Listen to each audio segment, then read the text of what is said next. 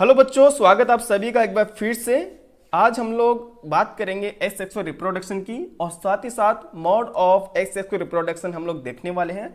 Asexual reproduction के जितने भी पार्ट है जो अपनी एनसीईआरटी के अंदर दे रखा है वो सारे पार्ट्स की आज हम लोग डिस्कशन करने वाले हैं। क्लियर है?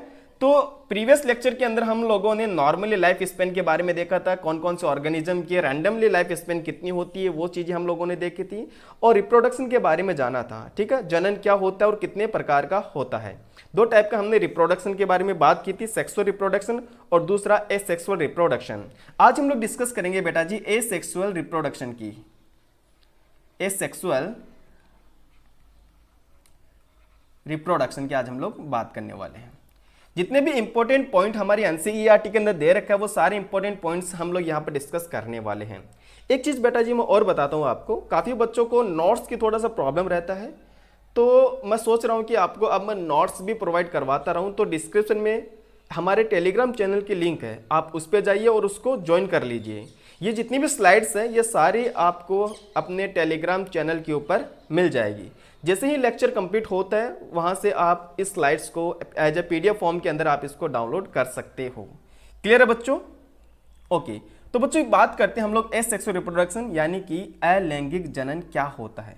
तो लास्ट लेक्चर के अंदर मैंने आपको नॉर्मली बता दिया था अलैंगिक जनन क्या होता है, फिर भी हम लोग इसके बारे में थोड़ी सी डिस्कशन करने वाले हैं।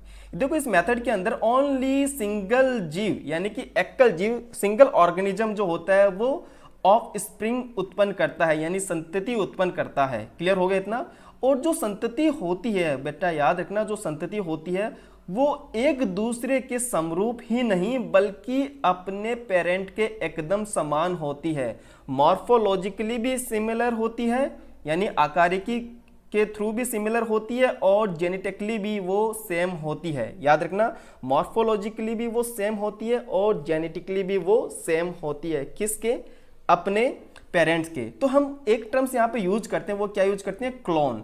तो जो एसेक्सुअल रिप्रोडक्शन होता है वो क्या बनाता है? क्लोन बनाता है बेटा। क्या बनाता है? ये क्लोन बनाता है, ये हमको याद रखना है। ओके, तो एसेक्सुअल रिप्रोडक्शन की बात करें तो ये एक कोशिकीय जीवों में भी हो सकता है, प्लांट्स एंड एनिमल्स। याद रखना, एनिमल जो होते हैं वो सिंपल ऑर्गेनिज्म वाले, जो सिंपल एनिमल्स होते हैं, जो एक्वेटिक हम लोगों ने देखा था और ये हम लोग पढ़ेंगे बेटा जी। याद रखना, जब हम लोग एनिमल किंगडम पढ़ेंगे तो उसके अंदर पोरीफेरस लैंट्रेट्स, इनके अंदर हम जो पढ़ेंगे वो एसेक्सुअल रिप्रोडक्शन पढ़ते हैं। ठीक है, तो जो सिंपल ऑर्गेनिज्म होता है उन्हीं के अंदर ही एसेक्सुअल रिप्रोडक्शन बेटा जी पाया जाता है। क्लियर हो गया? ओके, अब इसके हम लोग मेथड्स की बात करते हैं, कौन कौन से मेथड के थ्रू एसेक्सुअल रिप्रोडक्शन प्रेजेंट होता है या एसेक्सुअल रिप्रोडक्शन होता है। सबसे पहले बात करते हैं हम लोग द्विखंडन के द्वारा, जिसको हम लोग क्या बोलते हैं? Binary fusion. Binary fusion. देखो बेटा जी ध्यान से समझना इस चीज को, बाइनरी फ्यूजन के बारे में मैं सारी बातें आपको क्लियर कर दूंगा और उसके बाद हम लोग इसकी रीडिंग लगाने वाले हैं। तो बाइनरी फ्यूजन एक्चुअली होते कितने प्रकार के, पहले मैं आपको वो बताता हूं। सबसे पहला आता है सिंपल टाइप, सिंपल या फिर इसको हम लोग बोलते हैं इर्रेगुलर बाइनरी फ्यूजन, है ना? इर्रेगुलर बाइनरी फ्यूजन, समझ जाना, बाइनरी फ्यूजन। दूसरा जो टाइप आता है बेटा जी वो क्या आता है, ध्यान से समझना, वो होता है लॉन्गिट्यूडनल बाइनरी फ्यूजन। क्या होता है? लॉन्गिट्यूडनल बाइनरी फ्यूजन होता है। देन हम लोग बात करेंगे इसके अंदर transverse binary fusion. Transverse binary fusion. और एटलीस्ट हम लोग बात करेंगे ऑब्लिक बाइनरी फ्यूजन। क्या बात करेंगे हम लोग? ऑब्लिक बाइनरी फ्यूजन की हम लोग बात करेंगे। तो जो फ्यूजन होता है उसके टाइप कितने हैं बेटा जी? पता चल गया बाइनरी फ्यूजन के, सॉरी, टाइप कितना है? तो बाइनरी फ्यूजन के टाइप मोस्टली हम लोगों ने सारे कवर यहां पर कर लिए हैं। सिंपल हो गया जिसको हम लोग इर्रेगुलर बोलते हैं। ओके, देन हम लोग बात करें तो इसके अंदर देन सेकंड वाला जो पार्ट होता है वो लॉन्गिट्यूडनल हो गया, देन ट्रांसवर्स हो गया, देन ऑब्लिक हो गया। इंपॉर्टेंट क्या है इनके अंदर बेटा जी? इंपॉर्टेंट है इनके एग्जाम्पल। तो सिंपल या फिर इर्रेगुलर टाइप का जो बाइनरी फ्यूजन होता है वो किस में होता है बेटा जी? अमीबा के अंदर होता है। मैं यहां पर लिख रहा हूं अमीबा। किस में होता है बेटा जी? याद रखना, अमीबा के अंदर होता है। ठीक है, एग्जाम्पल इंपॉर्टेंट है, एग्जाम्पल बहुत ज्यादा इंपॉर्टेंट है। लॉन्गिट्यूडनल बाइनरी फ्यूजन का मतलब क्या? देखो लॉन्गिट्यूडनल का मतलब क्या होता है, एकदम ऊपर से खांच के द्वारा जो दो पार्ट में डिवाइड हो रहा है उसको बोलते हैं लॉन्गिट्यूडनल। अब देखो ये डायग्राम देख रहे हो यूग्लिना का, तो इसमें देखना ऊपर से जो खांच बन रही है यहां से ये लॉन्गिट्यूडनली डिवाइड हो जाता है, दो ऑफ स्प्रिंग के अंदर ही डिवाइड हो जाता है। तो एग्जाम्पल लॉन्गिट्यूडनल बाइनरी फ्यूजन का एग्जाम्पल आपको याद रखना यूग्लिना। आप अपनी नोटबुक के अंदर भी इसको मेंशन कर सकते हो, है ना, यूग्लिना। एक सेकेंड, ओके, यूग्लिना, ठीक है बेटा जी, ओके। उसके बाद हम लोग बात करते हैं इसके अंदर ट्रांसवर्स बाइनरी फ्यूजन। तो ट्रांसवर्स बाइनरी फ्यूजन का जो एग्जांपल है वो बेटा याद रखना आपको पैरामीशियम। देखो ये पैरामीशियम होता है, ये ट्रांसवर्स डिवाइड हो रहा है, इससे ट्रांसवर्स ये डिवाइड हो रहा है, दिख रहा होगा। तो जो ट्रांसवर्स बाइनरी फ्यूजन का एग्जांपल है वो क्या होता है, पैरामीशियम होता है, पैरामीशियम होता है। इंपॉर्टेंट एग्जाम्पल है और आप लोगों को ये याद भी रखना है। अब बात करते हैं oblique. Oblique binary fusion actually होता किस में है, ठीक है। तो अपने देखो एनसीईआरटी में तो नहीं दे रखा है ये, लेकिन हम लोगों को इतना आना ही चाहिए। ऑब्लिक जो होता है वो होता है सेर्शियम के अंदर। किस में होता है, सेर्शियम। मैं यहां पे लिख रहा हूं, ठीक है, आप इसको भी नोट कर लेना। बाकी जो हिंदी में प्योर हिंदी के अंदर जो नोट्स है वो आप लोगों को मिल जाएगा। मैं दोनों लैंग्वेज यूज करूंगा यहाँ पर, हिंदी भी और इंग्लिश में, बट आपको जो नोट्स मिलेंगे वो कंप्लीटली हिंदी के अंदर ही मिलने वाले हैं। तो द्विविखंडन यानी कि बाइनरी फ्यूजन के जितने भी पार्ट्स से, जितने भी टाइप्स से वो हमने कवर किया, साथ ही साथ इनके एग्जाम्पल भी हमने देखा। तो ये यूनिसेलुलर ऑर्गेनिज्म हो गया, जैसे प्रोटिस्टा हो गया, मोनेरा के अंदर जैसे बैक्टीरिया वगैरह होता है, उनके अंदर भी बाइनरी फ्यूजन्स देखे जाते हैं, जिनमें एक जो सेल होती है वो दो सेल में डिवाइड हो जाती है।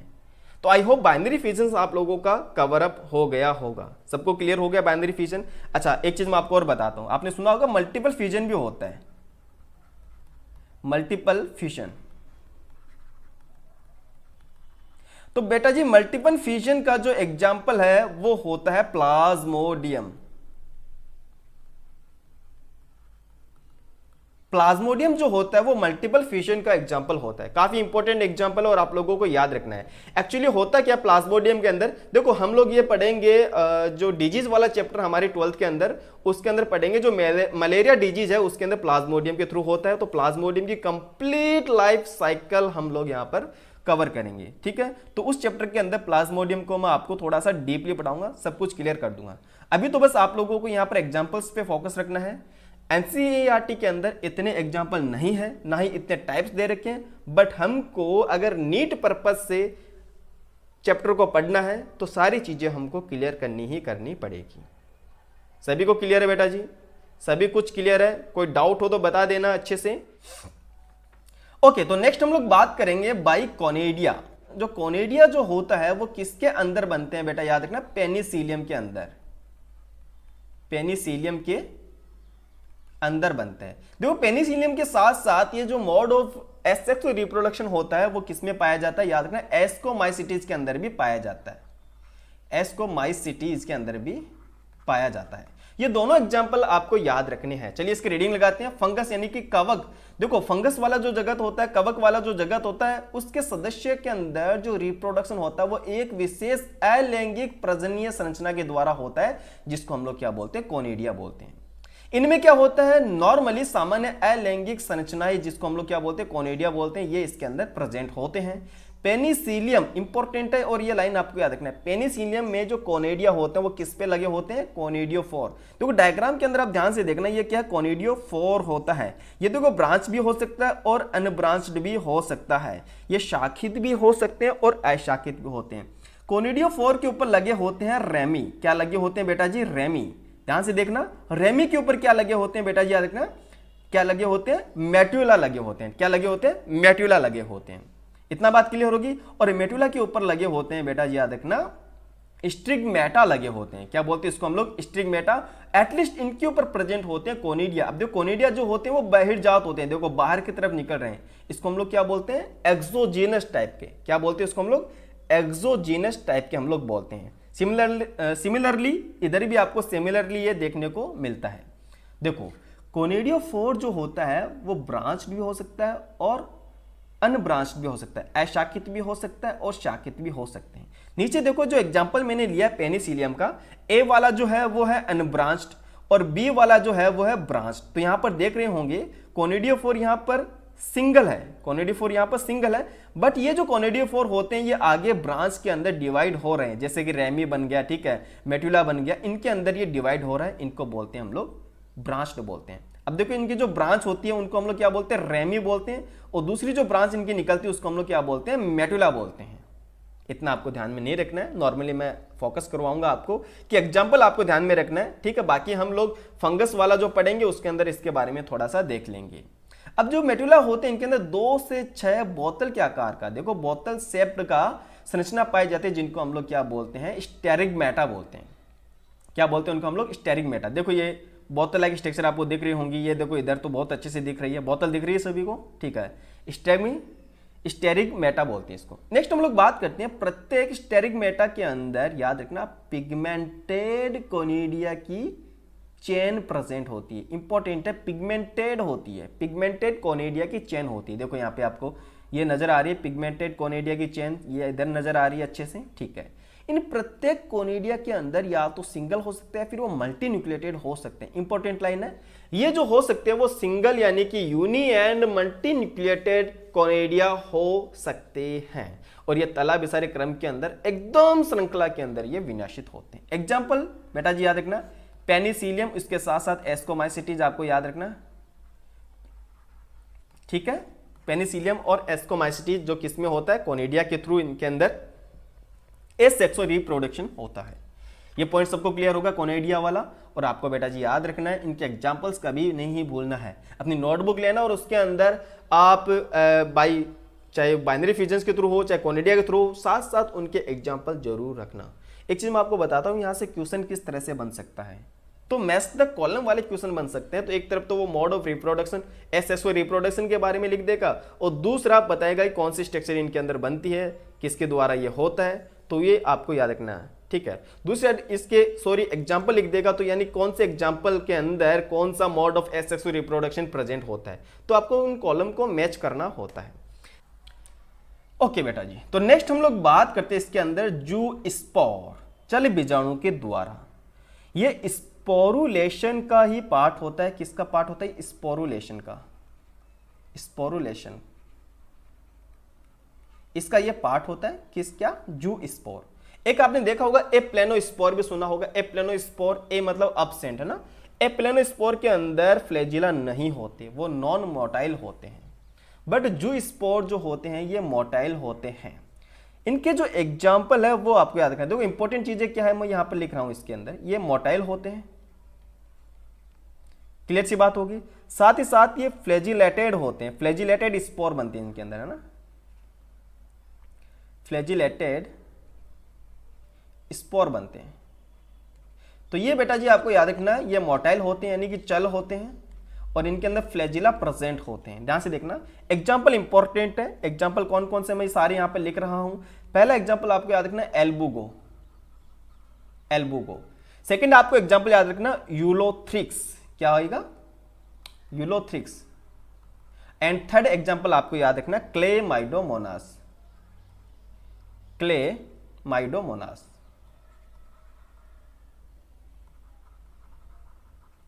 तो ये 3 एग्जाम्पल आपको याद रखना है जू स्पोर के अंदर। तो पढ़ते हैं इसको। देखो क्लेमाइडोमोनास के अंदर जो फेवरेबल कंडीशन होती है, तो उस टाइम पर जू स्पोर के थ्रू एसेक्सुअल रिप्रोडक्शन होता है। किसके थ्रू, जू स्पोर के थ्रू एसेक्सुअल रिप्रोडक्शन होता है। किसमें, क्लेमाइडोमोनास के अंदर। देन जो सेल होती है वो कैसी होती है, जिसका प्रोटोप्लास्ट डिवाइड हो जाता है 8 से 16 जू स्पोर बनाने में। उसका जो सेल का जो प्रोटोप्लास्ट होता है बेटा, देखो नीचे आप देख रहे होंगे, जिसका नाम क्या होता है, जू स्पोरेंजियम। क्या बोलते हैं इसको हम लोग, जू स्पोरेंजियम। ये जो जू स्पोरेंजियम होता है इसका प्रोटोप्लास्ट याद रखना 8 से 16 जू स्पोर फॉर्मेशन के अंदर डिवाइड हो जाता है, और ये जो स्पोर होते हैं ये पिरामिड शेप के होते हैं। देखो ये स्ट्रक्चर आप देख रहे होंगे, स्ट्रक्चर आप देख रहे होंगे बेटा जी, अच्छे से देखना इसको। ये पिरामिड शेप का होता है और इनके जो एंटीरियर पार्ट होता है, अग्रभाग होता है, वहां पर इस तरह से 2 फ्लैजिला लगे होते हैं। कितने फ्लैजिला होते हैं इनके अंदर? 2 फ्लैजिला प्रेजेंट होते हैं। एटलीस्ट क्या होता है जब ये मैच्योर हो जाते हैं तो ये अपनी पेरेंट की सेल वॉल को ब्रेक करते हैं और ये वाटर के अंदर फ्री हो जाते हैं। जितने के जितने इनके अंदर जो स्पोर होते हैं वो पेरेंटल सेल वॉल को ब्रेक करते हैं और ये सभी वाटर के अंदर फ्री हो जाते हैं। देन ये फिर से ग्रोथ करते हैं, फिर से ये एडल्ट हो जाते हैं और अगेन ये वैसे ही बिहेव करते हैं जैसे इनके पेरेंट ने बिहेव किया था। लाइक इनका प्रोटोप्लास्ट 8 से 16 सेल के अंदर डिवाइड हो जाता है। एटलीस्ट ये साइकिल चलता रहता है। एग्जाम्पल आपको क्लेमाइडोमोनास तो याद रखना ही रखना है, उसके अलावा आपको यूरोथ्रिक्स और एल्बुगो ये भी आप लोगों को याद रखना है। आई होप जो स्पोर वाला जो एसेक्सुअल रिप्रोडक्शन है वो आप लोगों का कवर अप हो गया होगा। नेक्स्ट स्लाइड की हम लोग बात करते हैं बेटा, याद रखना वो है मुकुलन। मुकुलन जिसको हम लोग क्या बोलते हैं, याद रखना बडिंग बोलते हैं। बडिंग क्या बोलते हैं इसको हम लोग? बडिंग बोलते हैं। इंपॉर्टेंट है। देखो बडिंग जो होता है वो हाइड्रा के अंदर एंड ईस्ट के अंदर दोनों में होता है। क्लियर हो गया? देखो बडिंग भी हम लोग 2 टाइप से पढ़ते हैं। एक होता है एक्सोजीनस टाइप की, एक्सोजीनस टाइप की, और एक होता है एंडोजीनस टाइप की। एक्सोजीनस एक होता है एंडोजीनस। तो आपके सामने जो 2 एग्जांपल्स आपको नजर आ रहे हैं, आपको 2 एग्जाम्पल आपको नजर आ रहे हैं, पहला तो हाइड्रा और दूसरा ईस्ट। इनके अंदर जो बडिंग हो रही है वो एक्सोजीनस होगी कि एंडोजीनस? देखो बेटा जी, जो बॉडी पार्ट होते हैं इनका वो इनके बाहर की तरफ निकल रहा है, इस तरह से देखो बाहर की तरफ है ना, इसको हम लोग बोलते हैं एक्सोजीनस, यानी कि एक्सटर्नल बडिंग इनके अंदर हो रही है, एक्सटर्नल। तो दोनों जो एग्जाम्पल है वो किसके हैं, याद रखना एक्सोजीनस के हैं। दोनों एग्जाम्पल किसके? एक्सोजीनस बडिंग के हैं। इंपॉर्टेंट है हाइड्रा, उसके अंदर भी आपको पता है एक्सोजीनस बडिंग होती है, और ईस्ट के अंदर ध्यान से देखना एक्चुअली हो क्या रहा है। इनके अंदर पहले क्या होता है, यहां पर एक शेप आती है इस तरह से। देन इनका जो न्यूक्लियस होता है वो माइटोटिकली डिवाइड होता है। ये इंपॉर्टेंट है, माइटोटिकली डिवाइड होता है। न्यूक्लियस इनका माइटोटिकली डिवाइड होता है। इंपॉर्टेंट है, याद रखना इसको। बाकी आपने देखा होगा हाइड्रा के अंदर मोस्टली बडिंग के द्वारा एसेक्सुअल रिप्रोडक्शन होता है, जिसके अंदर इनका जो बॉडी पार्ट होता है वो एक्स्ट्रा ग्रो करता है। एटलीस्ट जो डॉटर हाइड्रा होती है वो इनके पेरेंटल पार्ट से अलग हो जाता है और नया हाइड्रा बना लेता है। एटलीस्ट सिमिलरली इसके अंदर भी ऐसा होता है, इसमें भी बड फॉर्मेशन होता है जो कि अलग होने के बाद में नया ईस्ट बन जाता है। तो ये दोनों क्लियर हो गया। चलिए अब बात करते हैं कि यार एक्सोजीनस वाला तो हमने पता कर लिया, ये एंडोजीनस का क्या है। जो एंडोजीनस बडिंग होता है वो होता है गैम्यूल इन स्पंज। याद रखना किस में होता है, ये स्पंज के अंदर जो गैम्यूल बनता है वो आगे देखेंगे ना, ये भी देखेंगे ना, जो किस में होता है, इन स्पंज के अंदर होता है। तो मुझे लगता है जो बडिंग हाइड्रा और ईस्ट है वो आप लोगों का कवर अप हो गया होगा। दोनों जो हाइड्रा और ईस्ट जो होते हैं इनके अंदर एक्सोजीनस यानी एक्सटर्नल बडिंग प्रेजेंट होती है। ओके, अब बात करते हैं हम लोग जेम्यूल किसके अंदर, स्पॉन्जिला यानी कि स्पंज के अंदर। जेम्यूल स्पॉन्जिला यानी कि स्पंज के अंदर। चलिए अब हम लोग इसकी बात करते हैं, ध्यान से समझना इस चीज को। ओके देखो बेटा जी, जेम्यूल के अंदर जो सेल होती है, जेम्यूल के अंदर जो सेल होती है, ध्यान से देखना, यहां पर आपको कोशिका नजर आ रही होगी आर्कियोसाइट सेल। ये जो आर्कियोसाइट सेल देखो, इसके अंदर देखो बहुत सारी ऐसी सेल आपको नजर आ रही होगी। ये सारी सेल क्या होती है, आर्कियोसाइट सेल होती है। इन सेल के अंदर इतनी कैपेबिलिटी होती है कि ये एक कंप्लीट स्पंज का फॉर्मेशन कर सके। ये कंप्लीट स्पंज का फॉर्मेशन कर सके, इसको हम लोग क्या बोलते हैं, टोटीपोटेंट सेल बोलते हैं। टोटीपोटेंट सेल हम लोग इसको बोलते हैं। टोटीपोटेंट सेल बोलने का मतलब इनके अंदर इतनी कैपेसिटी होती है कि याद रखना ये नए स्पंज का फॉर्मेशन कर सके। तो जेम्यूल के अंदर टोटीपोटेंट सेल का क्या नाम है, आर्कियोसाइट हम लोग बोलते हैं। अब ये किधर से निकलते हैं, याद रखना जिधर से इनका जो माउथ वाला स्ट्रक्चर होता है, ये देखो ओपनिंग वाला जो इसका स्ट्रक्चर होता है, इसको हम लोग बोलते हैं माइक्रोपाइल। क्या बोलते हैं इसको हम लोग, माइक्रोपाइल हम लोग इसको बोलते हैं। यहां से जो स्पंज के अंकुरण होते हैं, अंकुरण के समय जो आर्क्योसाइड होती है वो गुच्छे के अंदर मुक्त हो जाते हैं, यानी फ्री होते हैं। क्लियर हो गया? आपको पता है स्पंज जो होता है सेसाइल होता है, यानी वो खुद मूव नहीं करता, तो वो क्या करता है, गैम्यूल फॉर्मेशन करता है। ये गैम्यूल क्या करते हैं, पानी की लहरों के साथ में खूब दूर तक चले जाते हैं, काफी दूर तक ये चले जाते हैं और वहां पर जाकर ये रैप्चर हो जाते हैं, फट जाते हैं, यानी माइक्रोपाइल के अंदर से आर्क्योसाइट बाहर आ जाती है और ये आर्क्योसाइट जो होती है वो नए स्पंज का फॉर्मेशन करती है। तो बेटा आपको याद रखना है, देखो ये जो आपको सेल नजर आ रही है ना, ये जो क्रॉस लाइक सेल नजर आ रही है, इनको हम लोग बोलते हैं स्पिक्यूल। क्या बोलते हैं इसको हम लोग? स्पिक्यूल बोलते हैं। क्लियर है? इनको हम लोग क्या बोलते हैं? स्पिक्यूल बोलते हैं।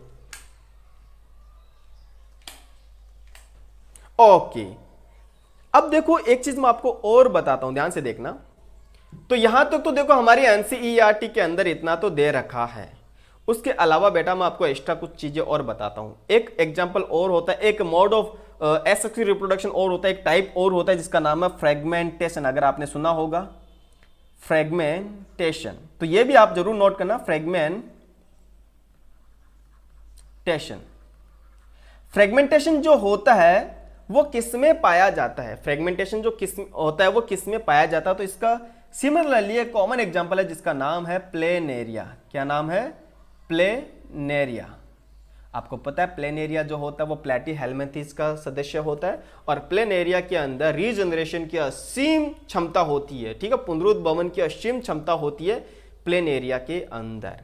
फ्रेगमेंटेशन का बेटा आपको ये एग्जांपल जरूर याद रखना है अच्छे से। क्लियर हो गया इतना? ओके, देखो एसेक्सुअल रिप्रोडक्शन जो होता है, याद रखना ये हम लोग एनिमल के अंदर ज्यादा यूज करते हैं, बट प्लांट के अंदर जो होता है उसके अंदर हम लोग यूज करते हैं वेजिटेटिव प्रोपागेशन। प्लांट्स के केस में क्या यूज करते हैं, कौन सा टर्म्स हम लोग यूज करते हैं? वेजिटेटिव प्रोपागेशन टर्म्स हम लोग इसमें यूज करते हैं। बेटा जी याद रखना, वेजिटेटिव प्रोपागेशन। तो अब हम लोग बात करेंगे वेजिटेटिव प्रोपागेशन के बारे में, यानी कि कायिक प्रजनन क्या है इसके बारे में हम लोग बात करेंगे। देखो बेटा जी, वेजिटेटिव प्रोपागेशन जो होता है वो दो टाइप का होता है। कितने टाइप का होता है वो? दो टाइप का। एक तो होता है नेचुरल वेजिटेटिव प्रोपागेशन। क्या होता है? एक तो नेचुरल मेथड के अंदर, तो नेचुरल वाले। एक होता है आर्टिफिशियल, नेचुरल एंड आर्टिफिशियल। तो नेचुरल के बारे में तो हम लोग यहां पर डिस्कस करने वाले हैं, बट हमारी एनसीईआरटी के अंदर आर्टिफिशियल मेथड नहीं दे रखे वेजिटेटिव प्रोपागेशन के। तो मैं आपको थोड़ा सा बता देता हूं, थोड़ा हिंट दे देता हूं कि आर्टिफिशियल के अंदर क्या क्या आने वाले हैं। तो आपने अगर कहीं सुना होगा लाइक आर्टिफिशियल में आता है, लाइक कटिंग। ठीक है, सेकंड आता है इसके अंदर ग्राफ्टिंग। क्या बोलते हैं उसको हम लोग? ग्राफ्टिंग बोलते हैं। एक सेकेंड, ओके, क्या बोलते हैं उसको हम लोग? ग्राफ्टिंग बोलते हैं। और थर्ड आता है इसके अंदर लेयरिंग। थर्ड क्या आता है इसके अंदर? लेयरिंग आता है। तीन जो होते हैं ये आर्टिफिशियल मेथड होते हैं किसके? वेजिटेटिव प्रोपागेशन के अंदर। कटिंग के अंदर आपने देखा होगा गुलाब का जो पौधा होता है उसके आप पार्ट्स को कट कर देते हो और जो ऑक्सीजन होता है उसके अंदर डिप कर देते हो, चाहे वो नैप्थलीन एसिटिक एसिड होता है, इंडोल एसिटिक एसिड होता है। ये क्या करते हैं? रूट को प्रमोट करते हैं जल्दी, तो इनके अंदर डिप करके आप जहां कहीं भी लगाओगे ये लग जाएंगे, उसको बोलते हैं कटिंग। ग्राफ्टिंग की बात करें तो बेटा ग्राफ्टिंग आपने देखा होगा कि हम लोग क्या करते हैं, जैसे मैंगो के अंदर मोस्टली ग्राफ्टिंग होती है। जैसे काफ़ी सारे वेराइटीज़ मैंगो की हो गई है, दशहरी मैंगो के जो होता है पार्ट्स जो होता है उसको हम लोग देसी मैंगो के ऊपर लगा देते हैं, तो वो होते हैं ग्राफ्टिंग, है ना। लेयरिंग की बात करें तो ये मोस्टली लेमन के अंदर होता है, जैस्मिन के अंदर ये देखा जाता है। लेयरिंग में क्या होता है, ध्यान से देखना, जैसे ये कोई पेड़ है ना, और इसकी कुछ टहनी जो होती है उसको हम लोग ऐसे मिट्टी के अंदर दबा देते हैं, मिट्टी में दबा देते हैं, फिर यहाँ से रूट बनना स्टार्ट हो जाती है, फिर यहाँ से हम लोग इसको कट कर देते हैं, है ना। इसी को बोलते हैं लेयरिंग बोलते हैं। यहाँ पर एक नया पेड़ बन जाता है। आई होप कि आपको ये तीनों थोड़ा बहुत समझ में आ गया होगा, हालांकि यहाँ पर है नहीं, फिर भी मैंने आप लोगों को ये बताया है। इतनी बात सभी को क्लियर है? इतनी बात सभी को क्लियर है बेटा जी? ओके, तो मैं ये आर्टिफिशियल वाला यहाँ से रफ कर रहा हूँ और हम लोग यहाँ पर फोकस करेंगे नेचुरल मेथड के अंदर जो कि वेजिटेटिव प्रोपागेशन के हैं। क्लियर है यहाँ से? ठीक है, चलिए अब नेचुरल मेथड की हम लोग बात करें तो बेटा जी याद रखना, तो सबसे पहले हम लोग बात करेंगे इसके अंदर किसके द्वारा होता है, रूट के द्वारा, बाय रूट, ठीक है, जड़ के द्वारा वेजिटेटिव प्रोपागेशन। तो आपने देखा होगा स्वीट पोटैटो जो हमारी शक्करकंदी होती है उनके अंदर वेजिटेटिव प्रोपागेशन देखा गया है, ठीक है, टिनोस्पोरा, ठीक है, टेपोइका हो गया, डहेलिया। तो ये टाइप होता है बेटा जी एडवेंटिटस एंड टैप रूट, ये रूट के टाइप होते हैं। हम लोग ये पढ़ेंगे प्लांट मॉर्फोलॉजी के अंदर, जब रूट हम लोग पढ़ेंगे तो रूट के जितने भी टाइप्स है वहां पर हम लोग ये कवर करने वाले हैं, ठीक है। डेलबर्गिया सीसो हो गया, ठीक है, पॉपुलस हो गया एंड गुआवा हो गया, ठीक है। अब देखो इनके अंदर रूट के द्वारा वेजिटेटिव प्रोपागेशन पाया जाता है। मैं ये नहीं कहता कि आप सारे याद करो, बट जो इंपॉर्टेंट है वो आपको याद करने हैं। जैसे कि मैं आपको थोड़ा सा हिंट दे देता हूं, स्वीट पोटैटो आपको याद रखना है, डहेलिया याद रखना है एंड ये याद रखना है टैप रूट वाला, ठीक है, तीनों आप लोगों को याद रखना है।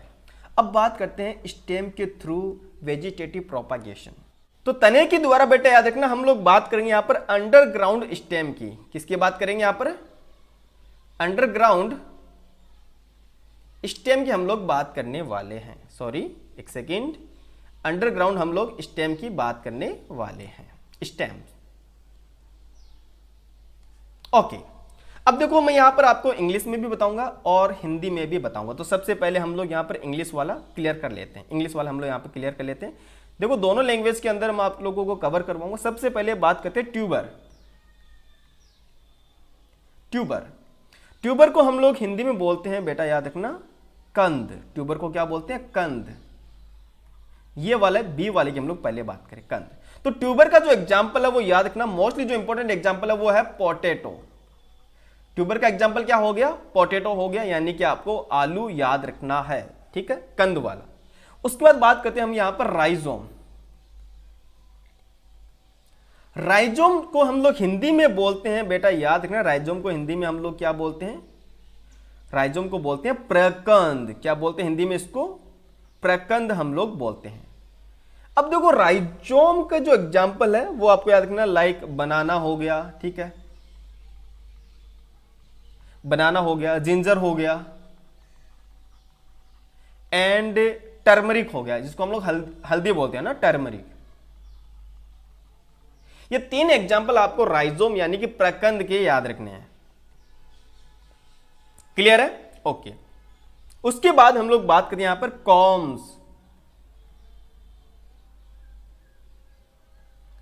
कॉम्स की बात करें तो इसको हम लोग हिंदी में क्या बोलते हैं, हिंदी में इसको हम लोग बोलते हैं बेटा याद रखना घनकंद। ओके, इसके भी एग्जाम्पल काफी ज्यादा इंपॉर्टेंट है। जो मैं दो एग्जाम्पल बताऊंगा वो आपको याद रखना है, ठीक है, ये याद नहीं रखना, ये इसको छोड़ दो। दो एग्जाम्पल मैं आपको बताऊंगा वो आपको याद रखने हैं कॉम्स के। एक तो आपको कोलोकेसिया याद रखना है, कोलोकेसिया, और दूसरा एग्जाम्पल आपको याद रखना है एमोर्फोफिलस। एमोर्फोफिलस, जिसको हम लोग क्या बोलते हैं, जमीकंद भी बोलते हैं ना। देखो यहां पर लिखा हुआ है कोलकेसिया और जमीकंद, जिसको हम लोग क्या बोलते हैं, एमोर्फोफिलस हम लोग बोलते हैं। किसके है ये, कॉम के हैं। एंड लास्ट में हम लोग बात करते हैं बल्ब। तो इसके तो एग्जाम्पल आपको याद रह ही जाएंगे, क्या क्या, garlic and onion. Garlic and onion जो होता है वो बल्ब यानी कि शल्क कंद के एग्जाम्पल है। यहां पर मैं लिख रहा हूं शल्क कंद के एग्जाम्पल है। तो ये पूरी स्लाइड मुझे लगता है आप लोगों को कवर हो गई होगी, जिसके अंदर हम लोगों ने रूट के थ्रू होने वाले वेजिटेटिव प्रोपागेशन के बारे में देखा। साथ ही साथ जो अंडरग्राउंड स्टेम होता है, अंडरग्राउंड स्टेम जो होता है, भूमिगत जो तना होता है, उनके थ्रू होने वाले वेजिटेटिव प्रोपागेशन के बारे में हम लोगों ने कवर कर लिया है। अच्छा, अब बात करते हैं हम लोग सब एरियल की बात करेंगे ना, उपवायवीय यानी कि होता है सब एरियल। किसकी बात करेंगे अब हम लोग, सब एरियल स्टेम की बात करेंगे, sub aerial.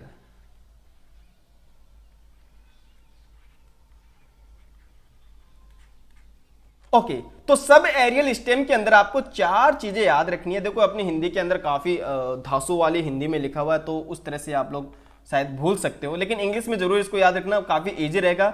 Runner, stolen, offset और शक्कर, आप इंग्लिश में इनको याद रखना। रनर का जो एग्जाम्पल होता है वो होता है ग्रासेस, क्या होता है बेटा, याद रखना, ग्रासेस एक कॉमन एग्जांपल होता है जो रनर का होता है ना। ये सब एरियल स्टेम है बेटा, क्या है, ये सब एरियल स्टेम का एग्जांपल है। चलो स्टोलन की बात करें तो स्टोलन का जो एग्जांपल है वो याद रखना, एक तो चमेली, दूसरा आपको याद रखना है स्ट्रॉबेरी, याद रखना है, क्या याद रखना है, स्ट्रॉबेरी। चलिए मैं हिंदी में लिख देता हूं, स्ट्रॉबेरी। ये दो एग्जांपल आपको स्टोलन के याद रखने हैं। ऑफसेट की बात करें तो ऑफसेट के दो एग्जांपल आपको याद रखने हैं, आइकॉर्निया और पिस्टिया। आइकॉर्निया और पिस्टिया ये दोनों एग्जांपल इंपॉर्टेंट है ऑफसेट के। शकर्स की बात करें तो शकर्स का एक तो आपको इंपॉर्टेंट एग्जांपल याद रखना है क्राइजेंथियम, क्या है, क्राइजेंथियम, और दूसरा आपको याद रखना मिंट यानी कि पुदीना। दूसरा क्या एग्जांपल आपको याद रखना, पुदीना वाला एग्जांपल आपको याद रखना। क्राइजेंथम एंड पुदीना ये किसके एग्जांपल है, शक्कर के एग्जांपल है। तो जो सब एरियल स्टेम होता है इनके एग्जांपल आपको याद रखने हैं डायरेक्टली, रनर, स्टोलन, ऑफसेट, शक्कर, इस तरह से आपको ये याद रखना है। साथ में इनके एग्जांपल जो कि ग्रासेस हो गया, स्टोलन के चमेली और स्ट्रॉबेरी हो गया, ऑफसेट के आइकॉर्निया एंड पिस्टिया हो गया, शकर्स के जो एग्जांपल है वो क्राइजेंथियम हो गया एंड पुदीना। ये तो सारे एग्जांपल आपको याद रखने हैं किसके, सब एरियल स्टेम के। अब बात करते हैं एरियल स्टेम। एरियल स्टेम यानी कि वायवीय तना, तो सबसे इंपॉर्टेंट एग्जांपल आपको याद रखना है ओपोन्सिया, क्या याद रखना है, ओपोन्सिया, ठीक है, तो ये आपको याद रखना है ओपोन्सिया। किसका एग्जांपल है ये, एरियल स्टेम यानी कि वायवीय तने का एग्जांपल है।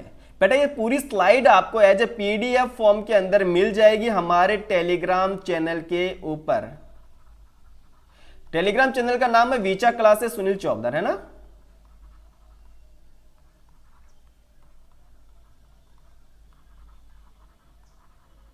तो आपको ये सर्च करोगे तो आपको हमारा टेलीग्राम चैनल मिल जाएगा। चलिए नेक्स्ट हम लोग बात करते हैं लीव्स के द्वारा, है ना। लीव्स के द्वारा जो वेजिटेटिव प्रोपागेशन होता है वो किस में होता है, तो आपने कॉमन एग्जांपल अगर आपने देखा होगा तो ब्रायोफिलम, है ना, पत्थर चट्टा। तो ब्रायोफिलम यानी पत्थर चट्टे की जो लीफ होती है, पत्ती जो होती है, उनसे नया ब्रायोफिलम बन जाता है। तो ये क्या हो गया, एक प्रकार का लीफ के थ्रू वेजिटेटिव प्रोपागेशन हो गया है, लीव्स के थ्रू वेजिटेटिव प्रोपागेशन हो गया है। उसके साथ साथ आपको बच्चों याद रखना है कालांकोई, ठीक है, कैलेंकोई आपको एग्जांपल याद रखना है। देन आपको याद रखना है बेगोनिया। देखो बेगोनिया और ब्रायोफिलम दोनों एग्जांपल इंपॉर्टेंट है जो लीफ के थ्रू वेजिटेटिव प्रोपागेशन इनके अंदर होता है, ठीक है। तो ये आपको ये मोस्टली दो ही एग्जांपल याद रखने हैं, बाकी आप एग्जांपल्स पे ध्यान ना दो क्योंकि काफी ज्यादा हो जाएगा, इसके चक्कर में आप जो इंपॉर्टेंट वाले एग्जांपल है वो स्किप कर दोगे। देन हम लोग बात करते हैं बुलबिल्स के द्वारा वेजिटेटिव प्रोपागेशन किस में होता है, हिंदी में बोलते हैं पत्र प्रकलिका। ये किस में होता है, याद रखना, ये एगेव के अंदर होता है। किस में होता है बेटा जी, ये एगेव के अंदर होता है, इंपॉर्टेंट है, याद रखना इस चीज को, एगेव के अंदर ये होता है बुलबिल के द्वारा वेजिटेटिव प्रोपागेशन, जिसको हिंदी में बोलते हैं पत्र प्रकलिका के द्वारा, ठीक है। टूरियंस की बात करें तो देखो टूरियंस वैसे थोड़ा एक्स्ट्रा है, इंपॉर्टेंट है, इसलिए मैंने यहाँ पर ऐड किया है। इसके बस एग्जांपल आपको याद रखना है, यूट्रिकुलेरिया एग्जांपल काफी इंपॉर्टेंट है। यूट्रिकुलेरिया जो होता है इनके अंदर ट्रियोन्स के द्वारा वेजिटेटिव प्रोपागेशन होता है, ठीक है। तो जलीय पादपों के अंदर ट्रियोन्स एक प्रकार से क्या होता है, ये जल प्रकलिका के समान ही होता है, जैसे बुलबिल होता है ना वैसे ही होता है, लेकिन किसके अंदर, जो एक्वाटिक प्लांट होते हैं ना, एक्वाटिक प्लांट के अंदर ये होता है। तो एक्वाटिक प्लांट्स के अंदर वैसी स्ट्रक्चर होती है जैसे बुलबिल होती है, तो इनके अंदर एक्वाटिक प्लांट के अंदर ट्रियोन के द्वारा वेजिटेटिव प्रोपागेशन होता है। एग्जांपल आपको याद रखना यूट्रिकुलेरिया और पोटामोजिटोन के अंदर ये होता है। तो ये सारे एग्जांपल देखो, आज का जो सेशन है हमारा जिसके अंदर काफी सारे एग्जांपल्स आए हैं, इनको करना क्या, आपको नोटबुक के अंदर इस तरह से नोट करना है, क्योंकि आपको एग्जाम्पल पूछेंगे या फिर देखो सीधी सी बात है, कॉलम मैच वाले जो क्वेश्चन बनते हैं वो काफी अच्छा यहाँ से बन सकता है। जैसे मान लो इसी का एग्जाम्पल ले लो आप, वायवीय उपवायवीय तना जो है सब एरियल स्टेम, इसका एग्जाम्पल ले लो। एक साइड तो आपको दे देगा रनर, स्टोलन, ऑफसेट, शक्कर, दूसरी साइड देगा इनके एग्जाम्पल दे देगा और बोलेगा कि इनको मैच करो। इंपॉर्टेंट क्वेश्चन बन जाता है यहाँ से, है ना। इसलिए आपको ये सारे एग्जाम्पल्स याद रखने हैं, चाहे कैसे भी याद करो बट आपको याद रखने हैं। सारे जो पीडीएफ है वो आपको कहां पे मिलेगी, हमारे टेलीग्राम चैनल के अंदर। तो टेलीग्राम चैनल जरूर ज्वाइन करना, भूलना नहीं है बिल्कुल भी। अच्छा, एक चीज मैं आपको और बताना चाहूंगा, यहां पर हमारी क्लासेस डेली रूटीन के अंदर 11th क्लास चल रही है, वो भी हिंदी मीडियम की, हिंदी मीडियम की क्लासेस चल रही है। ये क्लासेस डेली होती है बच्चों, याद रखना, डेली बेसिस पे होती है, वो भी इवनिंग को 7 से 8 बजे होती है। और ये क्या होती है, लाइव होती है ना, एकदम से लाइव क्लासेस ये होती है। 11th क्लास चल रही है जिसके अंदर हमने ह्यूमन फिजियोलॉजी स्टार्ट कर रखा है, ह्यूमन फिजियोलॉजी इसमें हमने स्टार्ट कर रखा है। 16 वाला चैप्टर हमारा हो गया है, 17 वाला चैप्टर हमारा चल रहा है रेस्पिरेशन वाला। एक चीज खास बात क्या है, इसके अंदर आपको लाइव इंटरेक्टिव क्लासेस तो मिलती ही मिलती हैं, उसके साथ साथ आपको यहां पर पीडीएफ के फॉर्म में नोट्स भी मिलते हैं, पीडीएफ के फॉर्म में। तुरंत क्लास खत्म होने के बाद में आपको जिस क्लास के अंदर हमने जो कुछ पढ़ा है उसका सभी कुछ जो मटेरियल होता है पीडीएफ के अंदर आप लोगों को मिल जाता है। साथ ही साथ आप यहां पर मुझसे बात भी कर सकते हो। याद रखना, लाइव क्लासेस के अंदर कोई पॉइंट के अंदर आपको डाउट है, तुरंत आप मुझे पूछ भी सकते हो कि सर ये थोड़ा सा हमें फिर से बता दीजिए या फिर ये क्या है, ठीक है। साथ ही साथ आप मैसेज भी कर सकते हो, डोंट वरी, ठीक है। डायरेक्टली आपका चैट भी चलता रहेगा, तो मैं मैसेज देख के भी वो चेक कर लूंगा कि हाँ कुछ चीजें आपको समझ में आ रही है और कुछ चीजें आपको समझ में नहीं आ रही है, ठीक है। अच्छा, बायोलॉजी तो मैं पढ़ा ही रहा हूं, उसके साथ साथ आपको वहां पर और भी बहुत सारे टीचर देखने को मिलेंगे, चाहे फिजिक्स के हो, चाहे मैथ के हो, चाहे केमिस्ट्री के हो, चाहे आप हिंदी मीडियम से हो, चाहे आप इंग्लिश मीडियम से पढ़ना पसंद करते हो, तो वहां पर आपको हर एक स्ट्रीम के टीचर मिल जाएंगे। क्लियर है? तो याद रखना, नून एकेडमी आपको प्ले स्टोर से डाउनलोड करना है, नून एकेडमी, और इसकी जो लिंक है वो आपको डिस्क्रिप्शन के अंदर भी मिल जाएगी, तो आप डायरेक्टली वहां से क्लिक करके डाउनलोड कर सकते हो, ठीक है बेटा। तो आज हम लोगों ने सेक्सुअल रिप्रोडक्शन के बारे में सारी कुछ बातें जान ली है। कल हम लोग बात करेंगे सेक्सुअल रिप्रोडक्शन की और फिर वो हम लोग डिटेल में पढ़ने वाले हैं, ठीक है। तब तक के लिए thank you so much, bye bye, have a good day.